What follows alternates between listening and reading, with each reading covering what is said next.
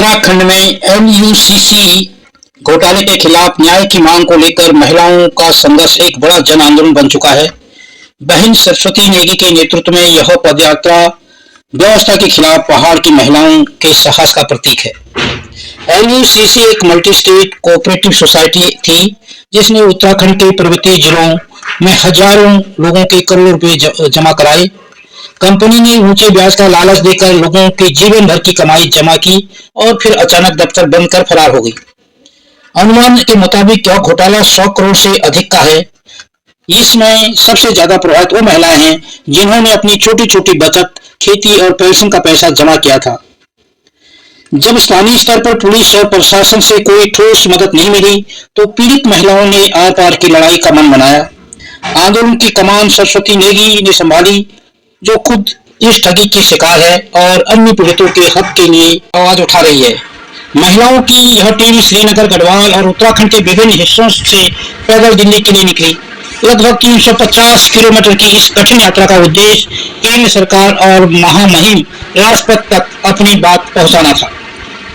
हमारा पैसा वापस करो और न्याय दो के नारों के साथ ये महिलाएं भीषण गर्मी और बारिश की परवाह किए बिना सड़क पर उतरी।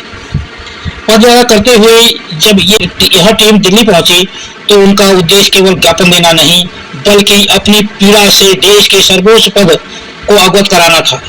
उनकी मुख्य मांगें सीबीआई की जांच जो है उसमें मामले की निष्पक्ष और समयबद्ध सीबीआई की जांच और कार्रवाई हो, और जिसने घोटाला किया है, जो उसमें आरोपी हैं और जो उसके प्रमोटर हैं, उनकी संपत्ति को कुर्क करके पीड़ितों का धन वापस दिलाया जाए, और जो उसमें अत्यंत गरीब पीड़ित हैं उनको आर्थिक मदद की जाए। तो जमा पूंजी की पाबंदी कानून है उसके तहत इनके खिलाफ सख्त कार्रवाई की जाए। 2025-26 जुलाई में उत्तराखंड के सांसदों के प्रतिनिधिमंडल ने और गृह मंत्री अमित शाह से मुलाकात के बाद उन्होंने दोषियों को सजा दिलाने का आश्वासन दिया था। मार्च 2026 में ये जो आंदोलन फिर से तेज हुआ है, जिसमें सरस्वती नेगी उसका नेतृत्व कर रही हैं, दिल्ली में राजभवन तक जाकर अपने आवाज पहुंचाने का प्रयास कर रही हैं। तो यह एक केवल वित्तीय घोटाले की लड़ाई नहीं है बल्कि पहाड़ की उन महिलाओं के आत्मसम्मान की लड़ाई है जिन्होंने मेहनत की कमाई को सुरक्षित भविष्य के लिए जमा किया था और जिनके साथ धोखा हुआ। 8 मार्च जब अंतर्राष्ट्रीय महिला दिवस होगा, उस उपलक्ष्य वो नजदीक है, तो उस को ध्यान में रखते हुए जो महिला का सशक्तिकरण के नाम पर बड़े बड़े मंच सजेंगे, नारी शक्ति पर कविताएं पढ़ी जाएंगी, तब यह यात्रा बेहद महत्वपूर्ण और एक बड़ा सवालिया निशान बन जाती है। एक तरफ वे कार्यक्रम होंगे जहां सफल महिलाओं को सम्मानित किया जाएगा और दूसरी तरफ पहाड़ की वो महिलाएं होंगी जो 350 किलोमीटर पैदल चलकर अपनी डूबी हुई गाड़ी कमाई जो एलयूसीसी ने का घोटाले में डूब रही है के लिए न्याय की मांग कर रही होंगी। ये जो यात्रा है उन्होंने की है 350 किलोमीटर की, असली महिला सम्मान और उपहारों की नहीं बल्कि उन्हें आर्थिक न्याय दिलाने की है। वर्ष 2026 के लिए महिला दिवस का थीम अक्सर न्याय और कार्रवाई, राइट, जस्टिस, एक्शन के इर्द गिर्द केंद्रित है। सरस्वती नेगी के नेतृत्व में यह दल पिछले लगभग 1 साल से दिनों से धरने और प्रदर्शन उत्तराखंड में कर रहा है।